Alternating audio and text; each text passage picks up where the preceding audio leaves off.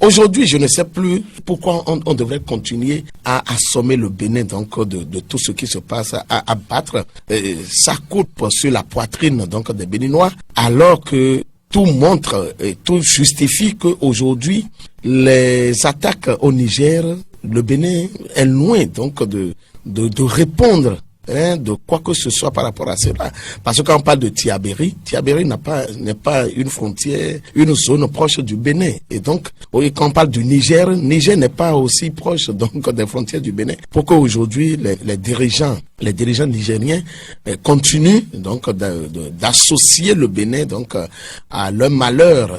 Je voudrais dire que en réalité, on devrait constater que la junte au pouvoir au Niger a échoué, il faut le dire, parce que ce qui se passe, ce n'est pas d'aujourd'hui, et pratiquement tous les jours, selon leurs propres médias, pratiquement tous les jours, il y a des attaques sur le sol nigérien, et surtout dans la zone de Tillabéri, qui est une zone partagée par les 3 pays de l'AES. Aujourd'hui, ça veut dire qu'il y a un véritable problème qui se pose. Ce qu'ils ont annoncé, la raison qu'ils avaient annoncé pour justifier leur coup de force contre l'ancien président au pouvoir, Bazoum, aujourd'hui se retourne malheureusement contre eux. Et je voudrais donc que les Nigériens, aujourd'hui, les dirigeants nigériens, reconnaissent leur défaite et peut-être demandent que le Bénin les accompagne pour donc véritablement s'associer contre la lutte contre le terrorisme, parce que, qu'on le veuille ou non, c'est un ennemi commun. C'est un militaire de formation, Vigile l'a rappelé, qui, par la force des choses, un matin, a arraché le pouvoir à son président et est devenu subitement président de la République. Et le jargon militaire a ses codes. Le jargon militaire, je m'excuse du peu, la plupart du temps, le militaire n'est pas le grand instrument de la République. Pour chercher la fine fleur, l'élite du papier, comme on aime dire chez nous, il fallait les chercher au niveau des... militaire en général. Ça a changé depuis écoutez, qu'on a des militaires le corps par excellence, dans le corps par excellence où on retrouve les grands intellectuels, tout le monde sait, c'est souvent la gendarmerie dans le temps, l'ex-gendarmerie. C'était eux qui recrutaient les intellectuels. Le militaire, c'est tout. Si tu sais tirer, j'ai des frères qui sont militaires. Ils sont militaires couturiers, il y a des militaires soudeurs, il y a des militaires peintres. Mais Tiani n'est pas de ce rang. Non, je ne dis pas qu'il est de ce rang. Donc, c'est un militaire qui n'a aucun langage diplomatique. Il n'a aucun langage diplomatique, qui n'a pas aussi réussi à avoir un beau coaching. Tenez, quand demain, les djihadistes, les terroristes, qui sont dans la proactivité tout le temps, qui peut-être ont projet de frapper je ne sais où, quand ils vont frapper peut-être à Boycon, à Cotonou, mais les gens vont penser à la piste du Niger. Est-ce que ce n'est pas Tiani qui a rugi? Et quand, bien même, ce serait peut-être pas vrai, mais le complot international a vite fait de mettre ça sur le compte de Tiani et de se trouver un prétexte pour aller le chercher. Mais c'est pas compliqué d'aller le chercher non plus, Tiani. Si c'est arrivé au Venezuela, c'est pas compliqué, il défie la France, mais laissons tomber panafricanisme, fierté africaine, tout le reste. Mais si vous provoquez dans cette mesure-là, c'est comme dit l'autre, c'est l'oiseau qui appelle la pluie. Inexorablement, elle tombera. Mais bon, je dis encore une fois, nous sommes les mêmes dans la sous-région, n'est-ce pas? Et le malheur du Niger, c'est le malheur du Bénin. Qu'il cesse de nous envoyer des pics. De dire ce qu'il dit là, pour que ensemble, on puisse réfléchir à la solution au problème, ou à défaut, eh bien, qui se taise, qui cesse d'envenimer, n'est-ce pas, la crise. Bonjour à chacun, bonjour à tous. Merci de prendre ce rendez-vous de votre émission Que dit la presse. Nous sommes au 2e numéro de cette émission pour le compte de cette semaine. Nous sommes bien évidemment au mardi 3 février 2026. Commençons tout de suite par le quotidien Le Témoin Actu. Assemblée nationale, les députés de la 10e législature retirent leur attribut. Nouvelle crise à l'église du christianisme céleste en pleine réunification. La position du Saint-Siège de Porte-Novo. Da Barou, enseignement supérieur au Bénin, 167 nouveaux assistants en position probatoire déployés. Matin libre, enseignement supérieur, liste des assistants probatoire. Diakpata, Vision Bénin 2060, Patrice Talon dévoile la boussole du Bénin national ce jour. Installation de la 10e législature du Parlement au Bénin. Voici les députés qui formeront le bureau d'âge. Politique, lancement officiel du projet Romuald Ouadaï, pas 100 mois. L'emblème du jour, audience sur les recours de l'Union progressiste Le Renouveau à la Cour suprême. Mercredi rouge et porteur d'espoir pour les poulains du président Djogbenou. Décryptage, info, blanchiment de capitaux et financement du terrorisme, des acteurs judiciaires en conclave à Cotonou. Le soleil levant, Sénat au Bénin, ce qui manquait pour une république équilibrée, rapporte le quotidien. Avènement de la rupture en 2016, UPR et BR, 10 ans d'hégémonie de la classe politique béninoise. Et nous bouclons avec le quotidien Le Grand Jury. 10e législature de l'Assemblée nationale du Bénin, le président de l'Union progressiste Le Renouveau, Joseph Djogbenou, en passe de prendre le pêchoir. C'est donc sur ce quotidien que nous bouclons cette première partie. Nous marquons une courte pause, le temps pour nous d'installer les confrères en studio pour l'instant décryptage. Que dit la presse? Que dit la presse? Retour en studio ce matin pour l'instant décryptage de l'actualité politique. Pour cet exercice, j'ai 3 confrères en studio avec moi. Le tout premier, Aubry Nyankadia, il est directeur de publication du quotidien Le Paraclet. Aubry, bonjour. Bonjour, chers confrères, et bonjour à tous. Deuxième débatteur qu'on n'a plus retrouvé par ici, Achille Oussou, rédacteur en chef du quotidien Adaké News. Achille, bonjour et bienvenue. Bonjour Samuel, bonjour à tous les amis de Crystal News. Troisième débatteur plus à présenter, Vigile Arancet, directeur de l'information du site d'information Crystal News. Vigile, bonjour. Bonjour Samuel, bonjour à tous.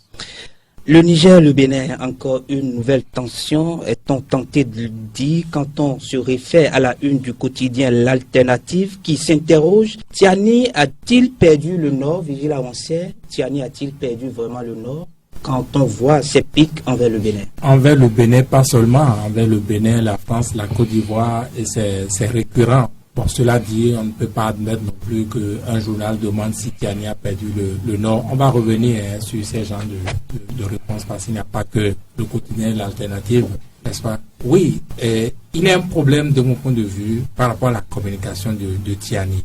Tiani n'a pas appris à être chef de l'État. Un jour, il s'est levé, il a brandi son âme sur celui qu'il est censé protéger et il est devenu chef de l'État. C'est comme ça, comme dans un film, comme dans un rêve. Donc, il n'a pas appris à être chef de l'État. Devenir chef de l'État brut, je crois que il a besoin humblement de se faire, instruire sur comment on fait ceci diplomatiquement, comment on aborde tel ou tel sujet. Ce qu'il a dit, sa dernière sortie est particulièrement grave. Nous allons y revenir. Et nous, on va le dire, non pas en l'invectivant. Parce que, qu'on le veuille ou non, le Bénin et le Niger, c'est 2 pays frères, on ne peut jamais les séparer. Et les peuples n'ont aucun problème. Il se trouve que on n'a pas demandé, mais ce sont les dirigeants qui sont à la tête des 2 pays aujourd'hui. Et des problèmes entre 2 pays, il peut toujours en avoir, il en a souvent entre des pays. Mais ça ne dure jamais l'éternité. Il y a toujours un temps pour ces brouilles-là. Nous avons connu aussi des brouilles avec d'autres pays. Nous avons connu ces brouilles avec le Gabon, je ne parle même pas de récemment. On a connu des brouilles avec le Nigeria. Le voisinage, c'est toujours comme ça. Même à l'échelle des quartiers, même dans la même maison. Donc, c'est comme ça. Mais c'est pas pour ça qu'il faut envenimer les choses. Donc, moi, je crois qu'on va revenir largement là-dessus et pouvoir, n'est-ce pas, dire, en tout cas, ce que moi, je pense de cette situation-là particulièrement. Achille Oussou, vous pensez que Tiani oublie le code de bon voisinage?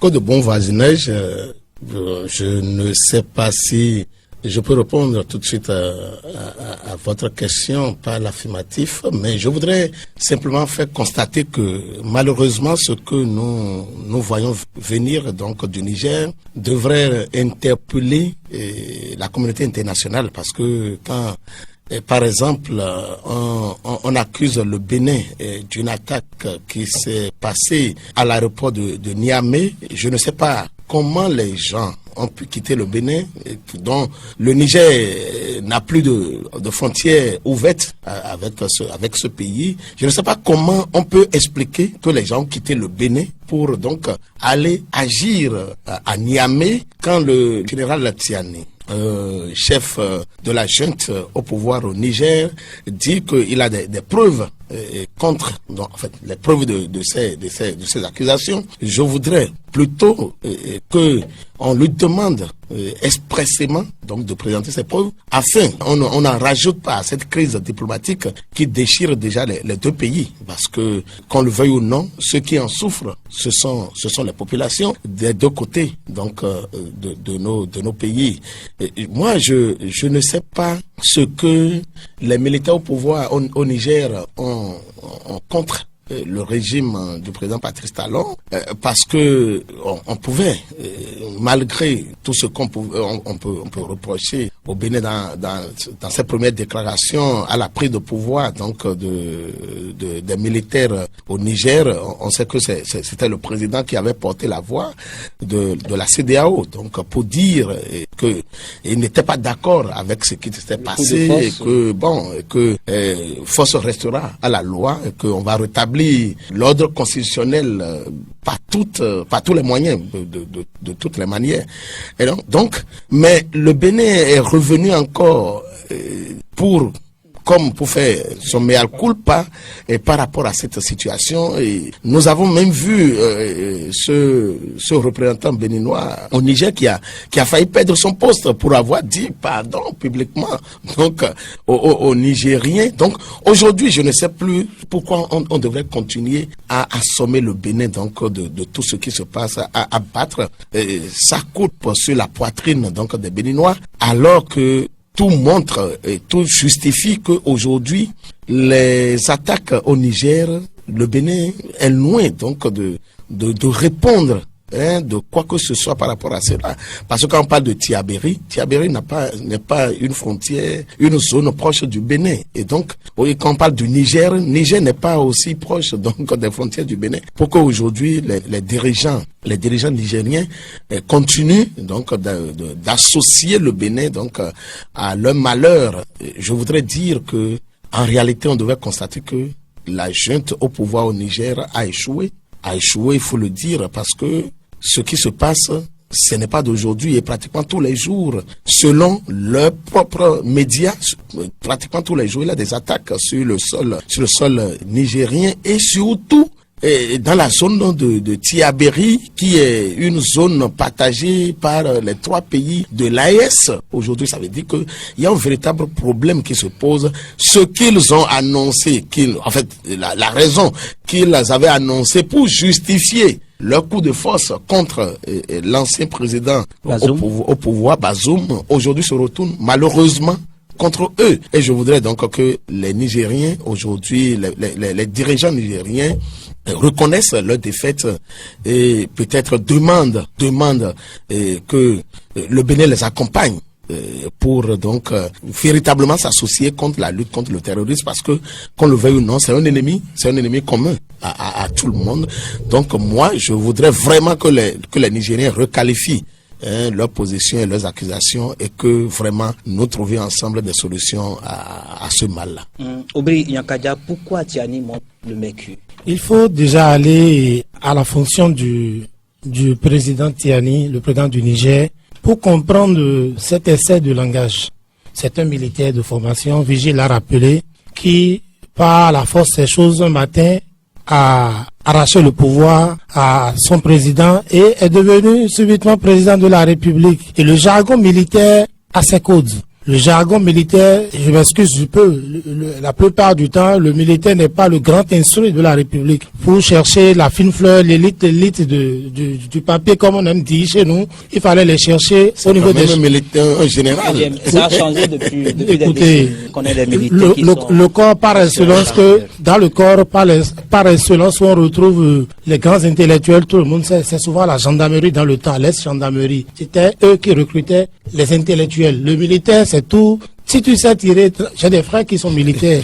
Ils sont militaires couturiers, il y a des militaires soudeurs, il y a des militaires peintres. Mais Tiani n'est pas de ce rang. Non, je ne dis pas qu'il est de ce rang. Donc, c'est un militaire qui n'a aucun langage diplomatique. Il n'a aucun langage diplomatique, qui n'a pas aussi réussi à avoir un beau coaching. C'est-à-dire, lorsque vous réussissez à prendre le pouvoir, il y a qu'il faut bien s'entourer.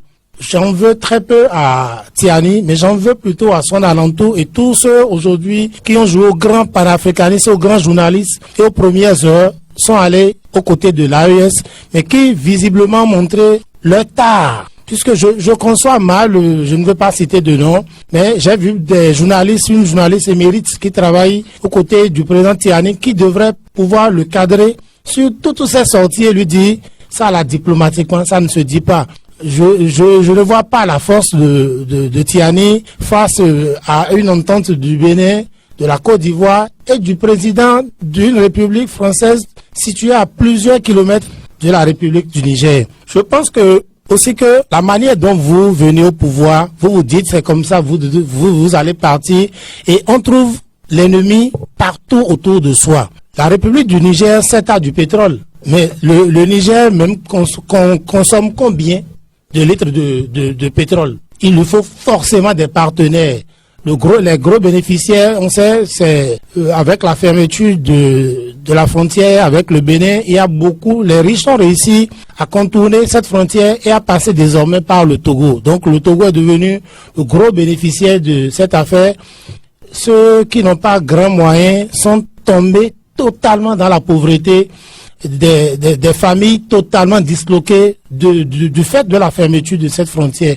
Alors je me dis, Tiani s'est peut-être fermé dans une bulle et n'a aucune idée du désastre que ces mots lâchés au hasard peuvent semer entre les deux peuples frères qui, de part et d'autre, souffrent le martyre du fait de la mauvaise entente entre Patrice Talon et le général Tiani.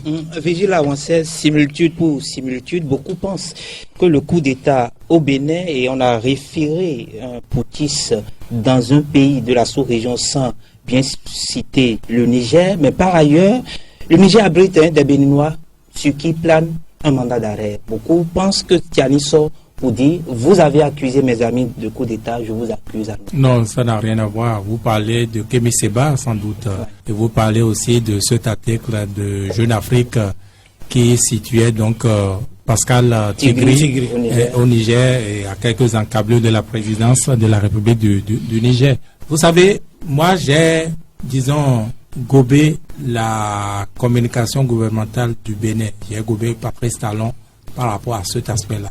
Officiellement, personne n'est jamais sorti à ce jour encore pour accuser le Niger ou un pays de l'AES de ce qui s'est passé au Bénin le 7 décembre. Ça, c'est ce qu'on appelle de l'élégance. Vous ne pouvez pas accuser, n'est-ce pas, sur la base de je ne sais quoi.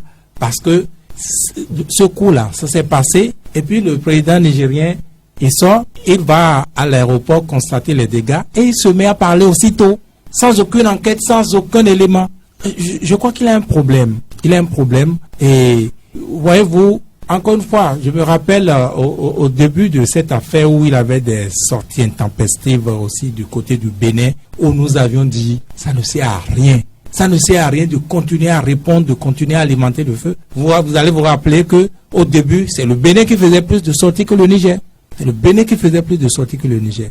Et nous avions déploré ça. Et je ne sais pas si c'est nous qui avons été entendus, mais il s'est trouvé que le gouvernement, Patrice Talon, a eu la bonne attitude par rapport à cette crise-là, de se taire, de ne plus en parler. La seule chose que j'ai déplorée il y a quelques jours, c'est la réponse également du porte-parole du gouvernement à Tiani, ou du moins la forme. Je ne dis pas que le Bénin ne devait pas répondre, mais traiter le chef de l'État d'un autre pays de faux, même si c'est une image qu'il a utilisée, n'est-ce pas, une allégorie, en parlant de faux qui a ramassé vos habits et qui se met à courir et que vous courez après lui. Ce n'est pas si loin non plus, n'est-ce pas, de champ lexical de Tiani. Donc c'est toujours le faux qui court après le faux ou qui court après l'autre. Ce n'est pas bon, ce n'est pas élégant, voyez-vous. Donc, il vaut mieux, comme je l'avais conseillé à l'époque, se taire et tout le monde verrait là où se trouve le problème. Nous, on en parle aujourd'hui, on en parle, disons, presque une semaine après les faits, mais avant nous, beaucoup en ont parlé à satiété, aussi bien dans la sous-région, des journalistes de la sous-région, qu'à l'international. et qui ont déploré, n'est-ce pas, ce comportement, cette manière un peu diplomatique, peu correcte politiquement, n'est-ce pas, géopolitiquement, de parler ou d'aborder de ces genres de sujets. Moi, je crois que le silence devait être un allié, un grand allié de Tiani. Le silence devrait être un de ses grands alliés en attendant, n'est-ce pas, d'être coaché et de prendre le pli. Qui se taise d'abord parce que il en fait un peu trop. Quand on le compare, n'est-ce pas, aux autres, leur maître dans l'exemplarité, c'est le Malien. Assimi Goïta, normal. Quand il a quelque chose à dire, soit c'est le Premier ministre ou c'est le ministre des Affaires étrangères qui parle. Les gens vous diront qu'il est loin de nous, c'est pour ça qu'il ne parle pas comme ça. Non. Voyez-vous, le problème du terrorisme, c'est un problème concret. C'est un vrai problème pour tout le monde, pour la sous-région. Comment vous pouvez voir des gens, des chasseurs d'oiseaux, des gens presque en rayon, n'est-ce pas, avec des armes sophistiquées, ça vient d'où? Les engins, les moyens qu'ils utilisent, ça vient d'où? Donc c'est un problème. On a vraiment besoin de savoir. Vous n'avez aucune recherche, vous n'avez presque pas d'informations fiables sur, n'est-ce pas, la situation, et vous vous mettez à accuser. Qui vous dit, qui dit à Tiani que à l'absolu ce qu'il dit c'est vrai? Mettons si c'est pas vrai, parce que je n'ai aucun élément non plus pour dire c'est vrai, c'est faux. Mais a priori, dès qu'il est parti, ça ne devrait pas être vrai, n'est-ce pas? Mais le problème, si le vrai problème est là, et qu'il aborde, il accuse des gens innocemment, il fait le bonheur de qui? Il fait le bonheur des djihadistes, il fait le bonheur des terroristes. Ça veut dire que lui-même, il fait dans le terrorisme. Et quand il finit par dire qu'il a assez entendu les aboiements et qu'il veut rugir, je ne sais pas quoi. Il a inventé un verbe carré. quand il dit ça, c'est, excusez-moi, je ne sais pas de l'insulte, mais c'est, il pouvait convoquer un peu d'intelligence. Je crois que ça ne se dit pas. Quand bien même il aurait ce projet-là, il ne le dirait jamais. Parce qu'en l'ayant dit, et puis il ne lit pas la géopolitique, en l'ayant dit, il devient problème. Et ce dont il parle là, si les gens vont l'enlever, lui et tous les soldats, toutes les armes qu'il a là-bas, là, il a vu ce qui s'est passé, il a le tiers de ce que Maduro a là-bas dans son pays, au Venezuela. En fait, il ne sait pas, c'est un militaire, il devait pouvoir comprendre ces choses-là quand même. Parce que avec sa déclaration, il est devenu désormais un problème à surveiller de près. De près. Je ne sais pas si cela vous a échappé. Eh bien, les États-Unis ont demandé à leur personnel non nécessaire de déguerpir.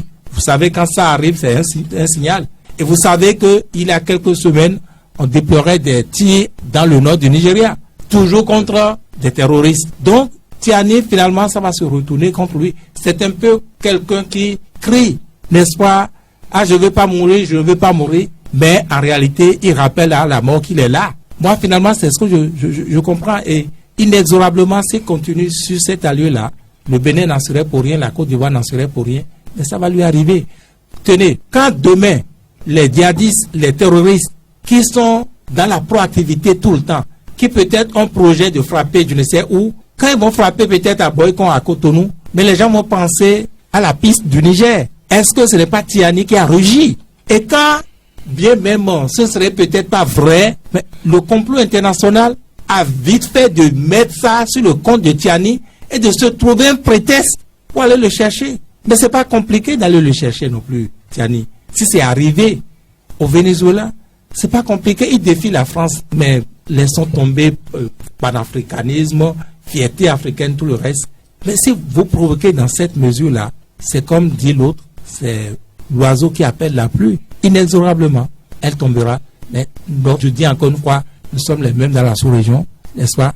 Et le malheur du Niger, c'est le malheur du Bénin. Qu'il cesse de nous envoyer des pics. De dire ce qu'il dit là, pour que ensemble, on puisse réfléchir à la solution, au problème, ou à défaut, eh bien, qu'il se taise, qu'il cesse d'envenimer, n'est-ce pas, la crise. Achille Woussou, quand on voit un peu ce discours aujourd'hui pissé vers le Bénin, la Côte d'Ivoire et la France, est-ce qu'on n'est pas tenté de penser que Tiani nous force la main pour qu'on tourne dos à la France? Je pouvais être d'accord avec vous. Je pouvais être d'accord avec vous parce que, vous savez, si on prend les pays de l'AES, ils ont un port naturel, hein, c'est le Bénin. En fait, je comprends que la pression sur le Bénin... Ils n'ont pas tous comme port naturel le Bénin. La Côte d'Ivoire, le Burkina a comme port naturel Abidjan. Le Mali a comme port naturel Dakar. Donc, non pas tous comme port naturel le Bénin. C'est le Niger qui a comme port naturel. Mais en fait, ce qu'on constatait par le passé, c'est que tous ces pays-là exploitaient abondamment le port du Bénin. Bien sûr. Le Mali, le Burkina. Ce sont ces ports que j'ai indiqués. En réalité, ce que je voudrais dire par là, c'est que moi, je puise dans les relations passées entre ces pays-là, entre le Bénin et ces pays de l'Interland, pour dire que ils ont besoin peut-être de s'appuyer encore sur le port du Bénin, et c'est peut-être pourquoi ils forcent la main au Bénin pour que le Bénin tombe dans leur giron. Alors, aujourd'hui, que le Burkina exploite le port du Togo, que le Niger exploite le port du Togo, je crois que je ne sais pas si vous avez fait attention, mais les opérateurs économiques de ces pays-là ont donné de la voix pour dire leur misère, parce que ce n'est pas facile pour eux. Et je crois que les dirigeants donc de ces pays sont sensibles donc à ces choses-là, parce que ça, n'importe comment ça va agir sur le train de vie de la population. Les choses coûteront davantage cher. Et donc aujourd'hui, qu'on le veuille ou non, au-delà de tout, on peut même laisser le Burkina et le Mali. Le Niger a besoin du Bénin. Et par rapport à ça, je crois que Tiani, pour se donner la conscience tranquille face à son peuple, devait continuer peut-être à accuser le Bénin comme étant qu'on appelle la source des problèmes du Niger aujourd'hui. Mais fort heureusement que les Nigériens ont commencé par comprendre, et que même dans ces dernières accusations, des Nigériens ont donné de la voix donc pour contester leur président et pour montrer que le Bénin était loin donc d'être associé à ce coup-là. Mais ce que moi j'ai aimé, je ne sais pas, est-ce que Tiani dira que le Bénin est allé signer encore un accord avec les djihadistes, parce que la déclaration des djihadistes réclame donc cette attaque-là est venue comme une réponse naturelle aux accusations de Tiani et a sorti donc le Bénin donc de situation de tout soupçon. Mais bon, tout à l'heure j'ai entendu Vigile dire que il n'est pas d'accord avec la dernière sortie donc du gouvernement béninois, donnant côte que côte des explications par rapport aux dernières accusations de Tiani. Moi, je crois qu'il était de bon ton, parce que je suis pas d'accord avec la forme. Avec la forme, les mots utilisés. Les mots utilisés, mais écoutez, moi je n'ai pas eu ce même sentiment. Je n'ai pas eu cette même lecture de la chose. Est-ce qu'il était forcé de... Moi, je crois que diplomatiquement, il fallait quand même donner de la voix. Il fallait, parce que le peuple veut aussi comprendre.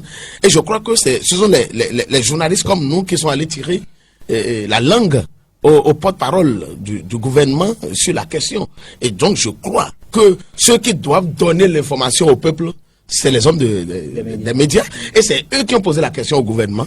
Et le gouvernement, peut-être qu'il ne s'était pas suffisamment préparé sur la question pour donner la bonne forme. Ce n'est pas que je ne voudrais pas être l'avocat donc du porte-parole du gouvernement, mais je crois quand même que lorsqu'on vous prend de cette façon-là, vous utilisez les premiers mots qui vous arrivent et vous utilisez la première forme qui vous tombe dessus. Et je crois ici que pour l'avoir dit, on devait aussi comprendre que le Bénin se sent véritablement acculé par les accusations du Niger, et pour avoir utilisé cette image-là, donc du fou qui jette, qui arrache vos pagnes et qui vous courez aussi derrière nu. Bon, pour moi, on devait comprendre que le gouvernement ne s'était pas vraiment préparé à répondre donc a donné une réponse dans la forme qu'on appelle solennelle au peuple, au président, j'allais dire nigérien, mais il fallait quand même que le Bénin dise quelque chose pour calmer qu'on appelle son peuple, parce que nous venons de sortir d'un coup d'État qu'on n'a même pas encore fini de gérer, et qu'on ajoute que ce que nous avons déploré chez nous, nous sommes associés à cela contre notre pays. Je crois que vraiment diplomatiquement, il fallait, pour moi, il fallait dire quelque chose. Et aujourd'hui, il faut comprendre que le président nigérien est véritablement en difficulté, et il fallait donc trouver des choses à servir à son peuple pour se donner la conscience tranquille, mais il a raté le tournant. Il a raté le tournant, et je crois que lui-même a compris qu'il est dans le décor. Je l'avais dit dans ma première prise de parole, je voudrais encore insister là-dessus, parce que quand il dit qu'il a des preuves, je crois, Vigile l'a dit tout à l'heure, on ne peut pas, nous ne sommes pas en bonne position pour dire que le Bénin n'a jamais été associé à quelque chose comme ça, mais il fallait qu'il apporte véritablement, puisque ce n'est pas pour la première fois qu'il dit qu'il a des preuves. Et la première fois, il avait dit qu'il avait des preuves, il a sorti ces preuves-là pour montrer qu'il y a des bases militaires. Fort heureusement, c'est un expatrié qui a réagi pour dire que ce sont ces images, un journaliste français qui a dit que ce sont ces images tournées il y a des années, beaucoup d'années en arrière, qui sont allés prendre donc pour venir justifier ce qui s'est passé dans le temps. Donc, je crois que il faut trouver les voies diplomatiques les plus appropriées pour peut-être que le Bénin et le Niger arrivent à fumer le calumet de la paix, pour que les deux pays retrouvent leur harmonie et leur solidarité perdue. Aubry Inyakadia, est-ce que Wilfried Ndoumbédié était obligé de répondre à ces accusations de Tiani quand on sait que le groupe islamique a revendiqué ces attaques qui ont eu lieu le 28 et 29 janvier dernier au Niger? Bon, répondre n'est pas mauvais en soi, mais ce sont les mots utilisés, comme l'a souligné Vigile, qui n'étaient pas appropriés. Ayons le courage d'appeler chien, chien, chat, chat. Il parle d'un chef d'État. Nous sommes au contraire, c'est là où on doit parler du bon voisinage. Le bon voisinage voudrait qu'on ne traite pas le chef de famille d'à côté de fou, même s'il se comportait comme un fou, c'est-à-dire il parle n'importe comment là. Le bon voisinage voudrait qu'on ne le traite pas de fou. Et là, on lui traite tout un pays de voyous et de bandits. Justement, donc, nous, et puis, c'est mais parce que celui qui vous associe à un coup d'État vous traite de voyous, de bandits. Et puis, quand je le prends dans l'allégorie qu'il prend pour justifier le fait que l'autre soit faux, il estime que le faux a dénudé l'autre et qu'il ne faille pas le suivre. Donc, bon, écoutez, qui a l'autre fou? Qui est l'autre fou? Vous comprenez? Il n'y a pas de fou ici. Il y a deux fous. Il y a un bien portant. Non, il y a dont le fou a arraché les. Non, il y a deux fous. En lui répondant dans le même champ lexical, ça ne fait pas grand, ça ne fait pas beau. Et les fois à venir, je pense que le silence est plus évocateur que la réponse donnée par le porte-parole du gouvernement. Je voudrais aussi dire, quand vous voyez les mobiles évoqués par Tiani pour prendre le pouvoir en son temps, le premier c'était la sécurité. Oui. En 2023. Nous sommes en 2026 où il n'y a pas ce jour-là où un citoyen de son pays n'est pas tué par des terroristes. Cela veut dire quoi? Qu'au bout de 3 ans, tout ce qu'on nous a brandi comme merveille de l'AES, les armes qu'on nous a montrées arrivées de la Russie, le dispositif, l'appui de la Russie en termes d'information ont montré leurs limites. Et les limites sont beaucoup plus accrues au niveau du Niger, puisque au niveau du Burkina, vous allez voir, l'autre est plus occupé à travailler. Et quand on travaille, on n'a pas le temps d'être belliqueux. Il est libre, vous allez voir, il est libre, sa population souffre, il n'y prend pas grand soin. Ils sont accrochés à leur pouvoir comme des geckos. Et quand il y a un de ces cas de terrorisme qui est connu du grand monde, c'est parce que c'est l'aéroport justement. Donc il sait que ce serait su par tout le monde qu'il est sorti lui-même de sa zone de confort. Et quand on ne se prépare pas à un exercice, on ne s'y donne pas. Le Bénin a intérêt à baisser le mercure. nous avons grand intérêt. Puisque quand vous connaissez le nombre de personnes qui vivent du transport au Bénin et justement passant par le corridor du Nord, la fameuse route de Malanville, vous allez comprendre qu'on a intérêt à chercher la paix avec ceux-là. Et quand vous connaissez le nombre de Béninois qui vivent au Niger, on n'a aucun intérêt à les laisser être martyrisés, puisque jusque-là, le Bénin n'a jamais demandé à ses citoyens de rentrer au pays. Je ne sais pas s'il y a eu des dispositions qu'on a prises pour les protéger là-bas. On n'en sait rien, on n'en parle pas. Tout ce qu'on sait, c'est qu'il y a un fou qui parle là-bas, il y a l'autre fou qui lui répond. Et c'est un langage de fou, quoi, et de sourd à la fois. Tout le monde parle, personne n'écoute le.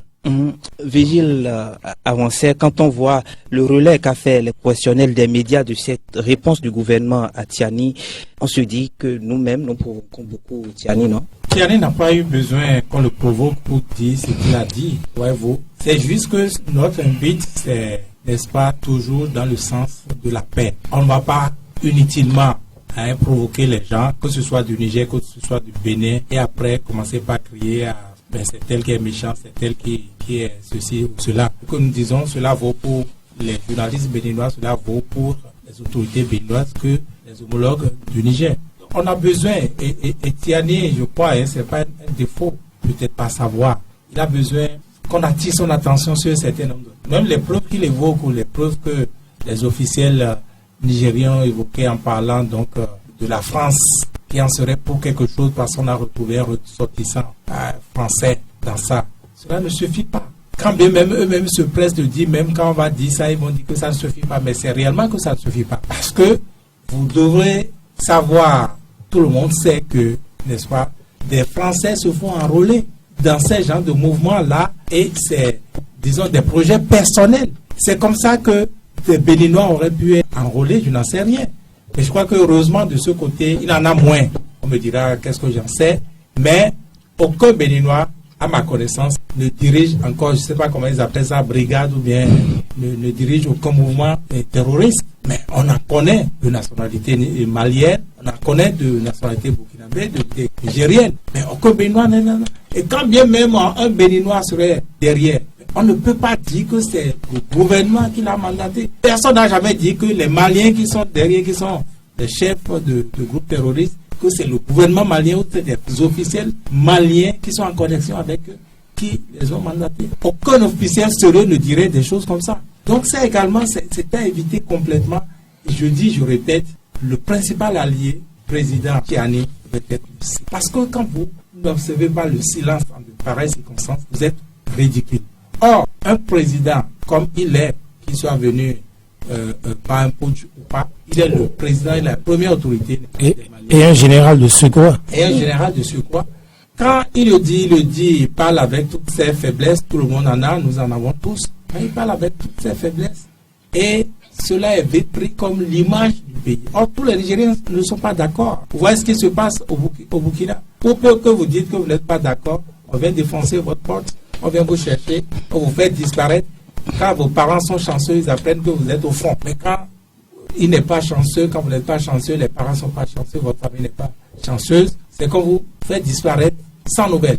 Voilà une république où on est dirigé par un putschiste. Donc, il y a plein de Nigériens qui ne sont pas d'accord avec cette manière-là de parler ou de gérer pays du Tiani, mais qui ne peuvent rien dire. Et ce faisant, j'ai parlé tantôt des menaces extérieures qu'il attire sur lui, mais même les menaces à l'intérieur. Parce que j'ai toujours dit, je le répéterai toujours, la recette à un coup d'État, il n'a rien de formel où on va dire, on ne touche pas le président, mais il a fait quoi lui-même pour être là? Donc, il vaut mieux qu'il se concentre. La Guinée s'est stabilisée maintenant, non? Malgré que le président guinéen soit venu au coup d'État. Il a organisé les élections, il est au pouvoir. Donc, ce n'est pas forcément un coup d'État pour un coup d'État. Oui, il a organisé les élections. Il a troqué le treillis contre le boubou. Tout le monde sait que c'est un coup d'État. Bon, dans quel pays on va admettre qu'on fasse coup d'État et après qu'on fasse le blanchiment en disant, bon, maintenant les civils qu'on porte désormais vous. Non, tout ça c'est... Mais c'est la loi de plus fort. C'est la loi du plus fort, n'est-ce pas? Nous-mêmes au Niger, peut-être qu'on ne se serait pas permis de dire ces choses-là. Peut-être que ce que nous disons, c'est ce que beaucoup de Nigériens, beaucoup de journalistes nigériens veulent entendre, n'est-ce pas? Et on ne le dit pas, n'est-ce pas, pour invectiver le général Tchiani. Non, pas du tout. Pas du tout. Mais, après tout, n'oubliez pas que nous sommes emballés dans... Comment dit-on? Nous sommes sur la même barque. Et qu'à l'extérieur, l'Américain ne voit pas Nigérien, il voit les Africains. Oh, that man. C'est ça. Donc, nous devons avoir souci de l'image de notre continent, de l'image de notre pays. Chacun devrait être ambassadeur de son pays. Et cela commence par les présidents. Ce que je dis, c'est là, vous l'avez vu, quand l'autre général, et c'est souvent propre des militaires, on dirait, l'autre général du Gabon, il est allé faire son salam aleikou à Talakou à Trop. Who is that man? C'est ça, nous tous on est blessés. Quand même je ne suis pas gabonais, je suis blessé. Tout cela vaut pour les Français observent tous les invectives, ils en sont pour rien. Quand même ils en seraient pour quelque chose. Nous on veut que tranquillement, avec manière, qu'on puisse, n'est-ce pas, déceler ça et, comment dit-on, dénoncer. Et vous allez voir, nous tous on va se mettre derrière pour dire ce n'est pas possible. Comment ces gens-là sont armés, comment ceci, comment cela. Nous avons plus de questions aujourd'hui que de réponses. Et ce n'est pas en se détruisant, en prenant des fausses cibles, n'est-ce pas, qu'on va arriver à la solution. Je reste avec vous, Vigile Avancé. Est-ce que cette posture de Tchiani ne renforce pas Cotonou à lutter efficacement contre la prise de pouvoir par les forces? Parce qu'on sait ce que ça devient un putschiste. Ah non, ce n'est pas seulement Cotonou. Même moi qui vous parle, j'ai toujours dit, et je suis sincère, très sincère, et c'est en cela que je suis très véhément également contre la gouvernance de Patrice Talon. Parce que si vous ne vous faites certaines gouvernances, vous allez nous attirer des putschistes. C'est justement ça. Et c'est en cela que moi je dis, Patrice Talon a sa responsabilité dans ce qui nous est arrivé le 7 décembre. Si vous m'avez à parler, c'est ça. Donc, en aucun cas, on ne peut tolérer un régime militaire. D'abord, ce n'est pas une forme normale de gouvernance. Oui. À la limite, ça peut être, comment on appelle, un acte de suicidaire, un acte de désespéré, n'est-ce pas? Et quand bien même vous serez soulagé du mal immédiat, mais vous rentrez dans un autre mal. Je vous dis, on vient de forcer votre porte à 6 heures, ils auraient pu venir, n'est-ce pas, à 2 heures. Vous n'êtes pas en sécurité. Vous pensez que dans un régime militaire, une dictature militaire, nous on peut se permettre de dire les premiers qui seraient sortis, c'est nous. Quand bien même on n'était pas avec le régime de Patrice Talon, mais je serais parti parce que mais qu'est-ce que vous allez, tôt ou tard, ils reviendront à vous. Parce que vous leur direz la même chose. On n'a pas combattu Talon pour que vous venez s'installer pour faire ça. On le dira. Bon, du coup, donc, comme tu le sais, tu prends des clics et claques et tu sors avant que Kalachnikov le court après toi. Achille Oussou, quelqu'un avait donc raison, les militaires dans les casernes. Oui, mais c'est ça. Je crois que constitutionnellement, toutes les forces vives de la nation du Bénin en 1990 ont donné une forme et une existence légale à cette déclaration du président Mathieu Kérékou, qui, fort heureusement, est aussi un militaire et qui a trouvé juste que chacun devait rester dans son couloir. Alors donc, disons que en 1990, le Bénin avait trouvé la bonne formule pendant les travaux de la conférence des forces vives de la nation, qui avait donc a fait inscrit dans notre constitution que les militaires devaient rester dans les casernes, loin du pouvoir. Et je crois que tous les pays devraient s'aligner sur cette bonne formule trouvée par le Bénin. Et vous constatez autour de nous que les pays dans lesquels les militaires ont réussi donc à arracher le pouvoir n'ont pas une stabilité civile et politique rêvée. C'est de ça qu'il s'agit. En réalité, ça ne conduit pas au développement. Si les médias burkinabés devraient vraiment avoir les coudées franches pour nous donner l'information, je crois que l'image que le Burkina projette aujourd'hui parmi les trois pays parmi les trois pays de l'AES, puis on sent que c'est au Niger qui a un peu plus de stabilité sociale. On a comme l'impression que le peuple est en harmonie avec les dirigeants au pouvoir. Mais est-ce que véritablement nous avons les bonnes informations? Est-ce que si on va au Niger, j'allais dire au Burkina Faso, nous allons sentir effectivement que le peuple est est content donc d'avoir des dirigeants militaires au pouvoir. Donc, je crois que nous devons comprendre et il faut insister encore là-dessus. Peut-être que il faut trouver encore des mots ou des expressions pour renforcer cette disposition, mais toutes les constitutions. Je voudrais vous dire que dans les pays au Mali, quand la constitution a été révisée, ils ont insisté sur le fait que on ne doit pas venir au pouvoir par les armes. Ils ont insisté et pourtant ce sont les militaires qui sont au pouvoir. Je ne sais pas ce que ils ont pu dire dans les autres pays, mais tout au moins au Mali aujourd'hui, c'est écrit noir sur blanc dans leur constitution que l'arme n'est pas le moyen pour accéder au pouvoir. Encore donc, que ça ne veut rien dire. Encore que ne va pas aller avant d'aller prendre son arme. Il a pour seul objectif de réussir. S'il réussit, voilà. Et donc l'exemple du Bénin est là patent et je crois que n'importe comment, lorsque nous sommes dans une démocratie, on devrait respecter les voies légales de la démocratie. Vous semblez dédouaner aussi celui qui gère en démocratie. Oui. S'il gère mal, on se couche, on le regarde. Écoutez, n'importe comment, la démocratie a mis, qu'on appelle les moyens, a mis en place les moyens, les voies qu'il faut pour donc dire ces mécontentements ou ces désaccords par rapport et s'il verrouille ses potes, oui. Non, n'importe comment, vous subissez pendant le temps donc du mandat et vous trouvez le moment pour revenir à la charge. Je crois que c'est ça. Alors, et le pouvoir c'est pour les civils, c'est pas pour les militaires. Imaginez qu'ils n'ont pas les armes. Alors, ils sont quoi? Ils ne sont rien. Et les armes, ce n'est pas à eux. Les armes, c'est pour l'État. C'est l'État qui leur a confié l'arme pour défendre, l'État contre. Parler de ce sujet-là et quitter rapidement ce petit coin. Non, laissez-nous. Non, ce n'est pas la politique du coup d'État. Ah, si, parce que ce que vous dites n'est pas tout à fait vrai. Ah bon, oui, ce que vous dites n'est pas tout à fait vrai. Vous demandez à ce qu'on soit sur la je ne veux pas m'étaler là-dessus. Quelle est la fonction ou la mission d'un militaire? C'est de défendre les frontières du pays contre les agresseurs. Un militaire ne devrait pas retourner l'arme contre son propre peuple, contre son dirigeant. Et c'est ce que nous dénonçons. Si Vigile dit qu'il n'est pas d'accord avec le coup d'État, c'est justement ça. Et personne ne peut faire l'apologie du coup d'État. Je crois que ça là, quand les Nigériens étaient venus au pouvoir, je crois que nous avons fait assez d'émissions ici dans lesquelles j'avais dit ma position. Et j'ai dit que nous allons voir qu'ils vont échouer.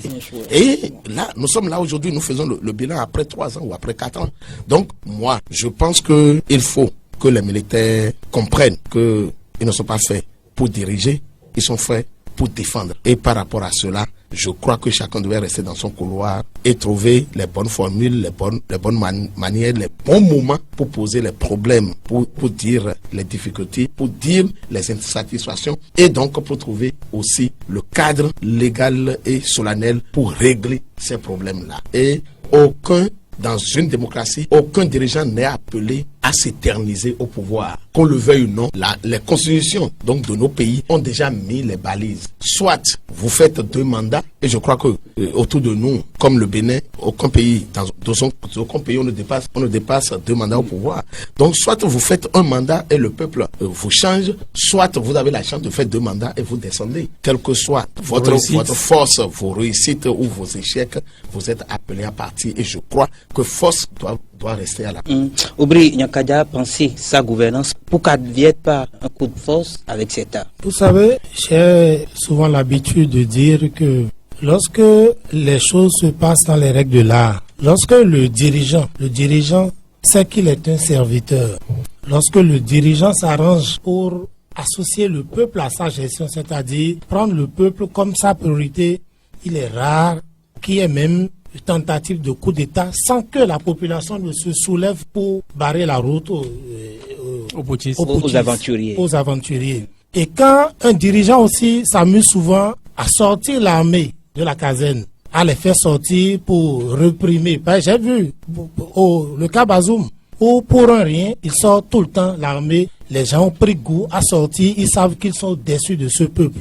Et dans d'autres cas, comme ils sont déçus de ce peuple. En fait, ce qui se passe, excusez-moi, c'est que les militaires prennent conscience que c'est eux le pouvoir. Donc Tiani a pris conscience qu'en réalité, c'est lui le pouvoir. C'est lui le pouvoir. Parce qu'il est habitué à sortir pour tout terroriser le peuple. Donc il s'est dit, le président ne valait pas grand chose devant lui. Et lorsque, à côté, il y a que, j'ai toujours comparé ces dirigeants qui jouent avec les constitutions au même rang que les putschistes aussi. Parler de coups d'État institutionnels. Oui, les coups d'État institutionnels aussi sont exactement comme des putschs. Quand vous le faites, ça marche pour un temps. Au bout d'un temps, vous avez tout le peuple au dos. Je ne voudrais pas trop traîner sur ce chemin. Je voudrais plutôt lancer un appel aux charognards et aux croque-morts qui s'amusent à attiser le feu entre le Bénin et le Niger. J'ai lu beaucoup de nos confrères qui s'amusent à invectiver le président du Niger. Je ne sais pas si c'est une communication ou c'est pour plaire à notre chef de l'État qui sûrement ne doit pas aimer ce rôle-là. Et j'ai vu aussi, je ne sais pas si l'influenceur ou moi je le trouve très bavard, Makosso, qui insultait depuis ici un président de l'AES et nous n'avions pas dénoncé ça. Il y a Bertin Kaovi qui était totalement ordurier à insulter un président alors qu'on l'a vu quelques jours avant aller saluer Patrice Talon au Vaudou-Strie et assis aux côtés de beaucoup d'officiels de la République du Bénin. Quand quelques minutes après, celui-là sort pour injurier le chef de l'État, c'est à croire que ce que nous sommes incapables de dire, nous l'avons dit à un autre fou d'aller dire au grand public. Ce n'est pas bon. Il faut que chacun travaille à la paix. Que nous travaillions pour que ceux qui font leur commerce d'oignons, c'est eux justement qui ont pris le gros coup dans cette affaire-là. Et les transporteurs puissent recouvrer leur emploi pour que les familles vivent décemment. Nous n'avions, je sais, Patrice Talon ne souffre pas comme les Béninois de Malanville. Tiani n'a pas les mêmes difficultés que les Béninois de l'autre côté aussi de Malanville. Dieu leur a donné le peuple pour vivre dans leur zone de confort. Il faut qu'ils pensent au peuple dont ils sont les serviteurs. En baissant chacun, je ne parlerai pas d'ego, mais en sacrifiant un peu de leur, je ne veux pas aussi du moi pour qu'on dise que on a mal parlé de l'eux, mais en sacrifiant un peu de leur pouvoir pour que les deux aillent à une table de négociation et se parlent. Le Bénin a besoin du Niger, le Niger a besoin du Bénin et nous devons tous travailler à ça là. Et le terrorisme aujourd'hui est mondial. Le terrorisme n'est pas que, autant il frappe au Niger, autant aussi nous perdons aussi des frères ici. Ils font des incursions. Ils font des incursions partout où eux, et puis c'est des gens qui sont imprévisibles. Eux seuls connaissent leur plan, eux seuls savent pourquoi ils attaquent des petites populations. Donc ça doit être une lutte commune que nous devions faire ensemble et oublier nos petits mois. C'est très important. Vigile avancé, pas de censure ni de réplique à la sortie de Makosso sur cette affaire du Niger et du Bénin. Il a été très acerbe, non? Oui, je remercie Aubry Nyakadia d'avoir abordé cet aspect-là. Voilà ce dont on parlait. On sait que Makosso n'est pas descendu au Bénin de lui-même, n'est-ce pas? C'est quelqu'un qui a dû payer son billet d'avion, c'est quelqu'un qui a dû payer son séjour et tout, dans tous les cas, même en dehors de ça. Si sa feuille de route, n'est-ce pas, si dans sa prestation ne figurait pas ce qu'il fait, ces dérapages-là, ce que moi j'appelle dérapage, rapidement on aurait dû le faire des remontrances, n'est-ce pas? Mais il a régulièrement fait. Et je peux dire les mots exacts qu'il a utilisés. Il a traité un chef de l'État d'un pays de mouton et fils de mouton. Vous trouvez que c'est élégant? Vous trouvez que c'est normal? Même un citoyen anodin dire ça sur les réseaux sociaux, je crois que le gouvernement, à travers le CNNOME, comment vous appelez? Le Centre national d'investigation numérique. Parce que ce n'est pas du tout bon d'un banal, d'un rien, comme c'est arrivé exactement entre le Bénin et le Gabon. Vous l'avez vu. L'activisme d'un web activiste anodin qui a failli déboucher sur un incident diplomatique entre les deux pays. Donc c'est ça. Donc qui plus est, n'est-ce pas, peut-être que c'est ça que le président a mis dans aboyer. Voilà. Je n'en sais rien parce que quand il a parlé d'aboyer, il dit mais le Bénin ne disait même plus rien. Qui aboie? Il parle de quoi? Parce que la France ne se souvient plus que le Niger existe. C'est tellement pareil pour la Côte d'Ivoire. Bon, voilà. Donc, il parle de quel aboiement? Moi, je vais te poser la question. Et ça, Makosso l'a fait à plusieurs reprises. Quand bien même il va aller, je sais pas, dans ce champ de maïs, trouver que ce champ de maïs est vert, il va ajouter à la fin que ce champ est plus vert que les pays de l'AES. Mais le Bénin a de problèmes aujourd'hui avec le Niger, mais on n'a pas un problème éternel. Moi, je continue de le dire. On n'a pas un problème éternel. Et c'est pas à un Ivoirien de venir ici envenimer nos relations. Si vous allez, n'est-ce pas, faire venir des gens qui peuvent dire des choses comme ça veut dire que c'est ceux dont vous n'êtes pas capable de dire, de parler. Eh bien, c'est ça que vous êtes allé missionner quelqu'un pour venir le faire. Et ça, également, ça s'appelle pas, ça n'a pas d'autre nom que de la lâcheté, n'est-ce pas? Donc, je crois que tous ces aspects, eh bien, ça devait être revu, n'est-ce pas, entre le Bénin et le Niger en matière de relations. Est-ce qu'il y a une porte de sortie dans cette crise? Il y aura toujours une porte de sortie. Aucun des deux dirigeants n'est éternel, n'est-ce pas? Il aura toujours une porte de sortie. Je vous ai dit, des problèmes entre des pays, il en a toujours. Et ce n'est pas la première fois que le Bénin a des problèmes avec le Niger. C'est tellement vieux que vous l'avez oublié, vous ne le savez pas, vous n'étiez d'ailleurs pas né. Moi non plus, n'est-ce pas? Cela remonterait aux années 1963, nous dit-on. Et ça a été réglé. Ça a été réglé. Donc, ne vous en faites pas, ça va passer. Mais pour que ça passe vite et ça passe sans trop d'écueil, il vaut mieux, n'est-ce pas, éviter ces petits incidents, oui. Et prier qu'il n'y ait pas aussi des attaques répétées au Niger. Non, les attaques, c'est un problème commun. Et justement, cette manière de se tenir ne nous permet pas de faire face à ce problème-là, justement. Les attaques, ça doit avoir des solutions. Ça, forcément, ça. Vous savez, ça me rappelle quand j'étais beaucoup plus jeune, j'étais enfant. Vous n'êtes pas moins jeune. Où l'actualité, c'était, comment disons, Proche-Orient, avec Israël et la Palestine. Aujourd'hui, ça n'a pas cessé, mais ce n'est pas aussi intense qu'avant. Voilà, donc il n'y a rien d'éternel. Quand on était jeune, l'actualité qu'on entendait. Kosovo. Non, voilà, Kosovo, ça c'est encore plus récent, je dirais. Mais pour moi, qui ai un peu plus d'âge que Obé Yankadia, c'était l'Afrique du Sud, avec les Zoulous de l'Afrique du Sud. Tout le temps, vous allumez RFI ou Africa numéro, c'est ça que vous entendez. Ou, comment on appelle, en Asie, là-bas, c'est les Bot People. Aujourd'hui, on a oublié tous ces langages-là. Donc ça passe, il n'y a rien qui ne passe. Ce conflit ou cette mésentente entre les deux pays passerait également, mais il revient à chacun, n'est-ce pas, de jouer son rôle. En tout cas, nous également, nous, notre rôle, c'est cela que nous jouons, nous pensons. Achille Oussou, ça passera?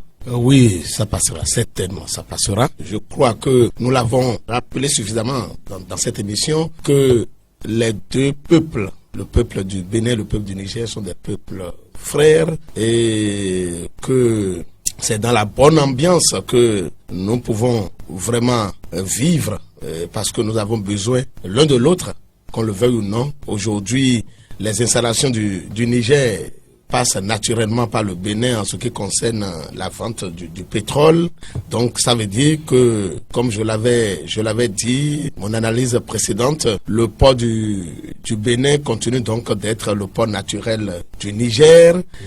Et aujourd'hui, les autorités des deux pays ont besoin de se parler, qu'on le veuille ou non, parce que on peut pas venir vendre du pétrole nigérien au Bénin sans en parler aux autorités béninoises. Et de la même façon, les Béninois vivant au Niger ont besoin donc quand même de l'attention et de l'assistance donc de leurs autorités. Donc, ça veut dire que le Bénin a aussi besoin donc toujours de parler avec le Niger. Et je crois qu'avec l'attaque d'hier, l'attaque de la garde nationale hier à Yoru, ouais, le président nigérien va comprendre que ce n'est pas le Bénin qui est la véritable source de ces tourments ou de ces malheurs.